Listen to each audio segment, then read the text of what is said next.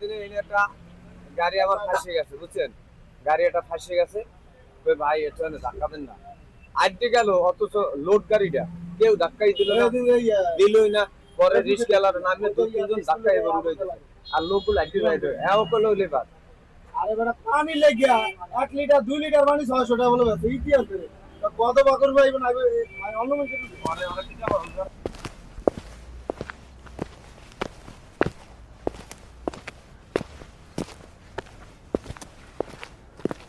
High দাও একটা high.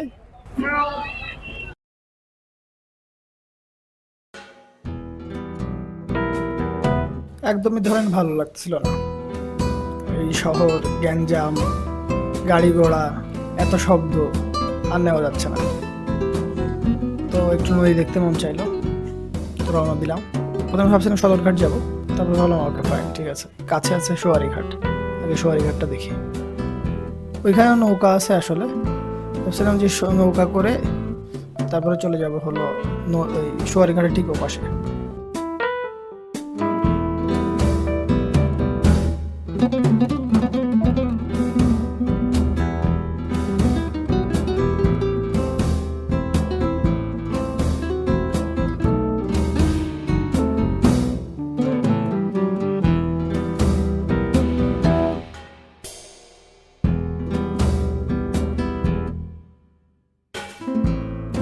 বেশ খানিকক্ষণ ধরে ভাবতেছিলাম যে কোন নৌকায় উঠবো, কীভাবে উঠবো। পরে নৌকায় একটা উঠলাম। নৌকার যে মাঝি ছিল আমাদের কবির ভাই, নাম হলো কবির ভাই, বেশ রসিক মানুষ, সেই একটা মানুষ। কবির ভাই বেশ চিল মানুষ, হাসি খুশি মানুষ। উনি 45 বছর ধরে এখানে নাও চালাচ্ছে। উনি যখন ওখানে মায়ের দুধ খায়, তখন ওনার মা ওনাকে নিয়ে ঢাকা শহরে আসছে। তো এরপর থেকে যখন থেকে বুঝতে শিখছে, তখন থেকেই সে নাও চালাচ্ছে এবং সে সারা জীবন নাও চালায়েই যাবে। তার ছেলে একটা চাকরি দিচ্ছে সে, এবং তার একটা মেয়ে আছে, বেশ সুখে আছে। আমি তাকে জিজ্ঞেস করলাম, ভাই আপনি কি সুখী? সে বললো, হ্যাঁ ভাই আমি সুখী। তো এটাই হলো ব্যাপার। আমার আজকে ট্যুর গাইড বলা যাচ্ছে। আমরা এখন একসাথে চাটা খাবো। দেখি দুজনের সাথে কথাবার্তা বলে, কবির ভাইয়ের সাথে কথাবার্তা বলে খুবই ভালো লাগছে। দেখা যাক।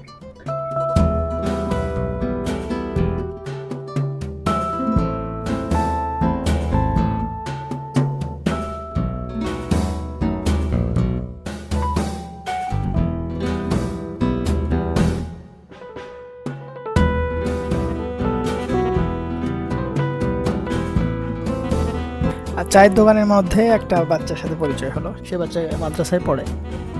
সে ভবিষ্যতে কি হতে চায় সে জানে না, না জানাই ভালো আসলে, কি দরকার। আই দাও।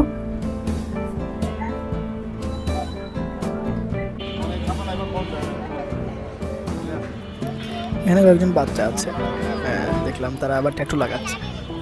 হ্যাঁ, ট্যাটু ঠিক না, কেমিক্যালি প্রডিউস সামথিং, যেটা দিয়ে হলো নকশার মতো একটা ব্যবস্থা হবে।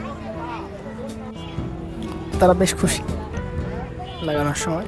তাদের ছবি তুলতেছিলাম বলে কয়েকটা বাচ্চা পেছনে ঘিরে ধরলো, কি করতেছে, কি ছবি তুলতেছে, তারা খুব আগ্রহী। তাদের নিয়ে আমি একবার একটা সেলফি তুললাম। হাই দাও একটা হাই।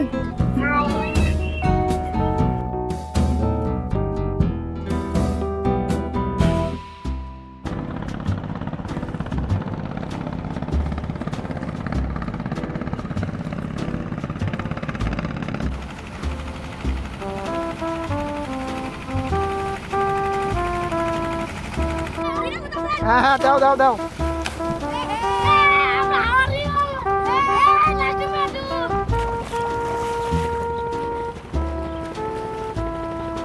এই তোমাদের বাড়ি কোন জায়গায়? বাড়ি কোন জায়গায়?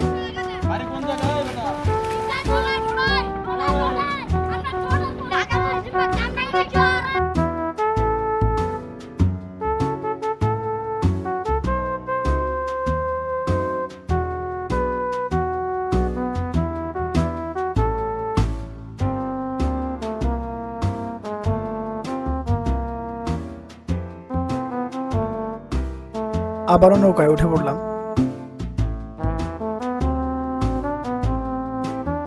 নদীর ওই পাশটাতে যে অংশটা আছে, সেটার নাম হলো জিঞ্জিরা।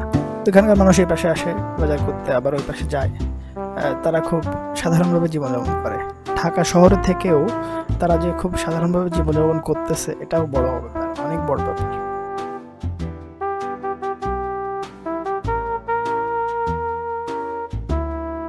আবার এই নদীতে নাকি নৌকা বাইচ হয় বর্ষার সময়, যখন খুব বেশি পানি উঠে যায়। এই সদরঘাটের বা সোয়ারি ঘাটের আশেপাশে এই অংশটাতেই নৌকা বাইচ হয়।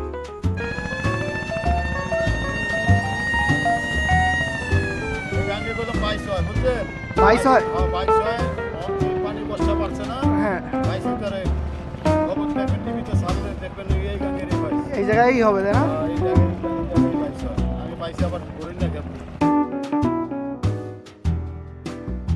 ওই পাশটাতে যাই নাই, কিন্তু না যে জাস্ট নৌকায় করে ঘুরে আসলাম। ভাবছি পরে আর এক সময় যাব।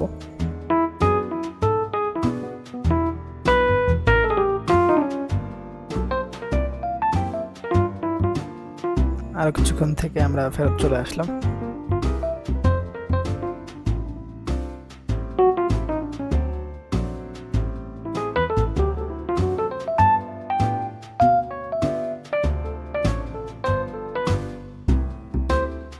তারপরে আমি বেশ কিছুক্ষণ নদীর পাড়ে ছিলাম, সোয়ারি ঘাটে।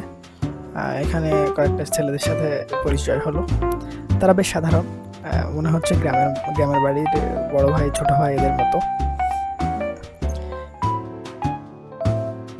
এটা কই যায় ভাই? পশ্চিমে, পশ্চিম, ওই পাড়েই যাবে তাই তো? ওই পার দিনে গেলে ভিউ পাইবে না। এই কালকে আসবো না, কালকে যাবো না। হ্যাঁ, কালকে শুক্রবার আছে, কালকে যদি এবার শুক্র যাওয়া পারেন তাহলে করা ভিউ পাবেন। কারণ পশ্চিম সাইডটা তো সন্ধ্যা হইবে, এই যে এমন টাইমটা হইবে কালকে, এমন টাইমটা আরো জোশ হইবে। আমার একটা ভিডিও আছে, ছবি আপনার সাথে দেখা হলে আপনার ভিডিও হোটেল মাথায় খারাইছি, আমার এক বন্ধু তুলছে, আমি আবার লাভ দিয়ে রাখছি, করা উঠছে ভাই, আকাশ পুরা লাভ করা লাগছে ছবি। সমস্যা নেই, জানেন জেলে পাইবে।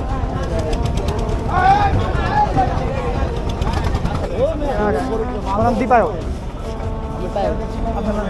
মোহাম্মদ আসিফ।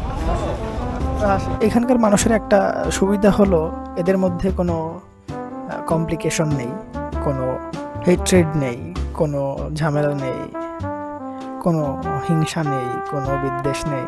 এটা খুবই সেরা। আমার মনে হয় আমাদের বাংলাদেশের মানুষ এমন ছিল আসলে।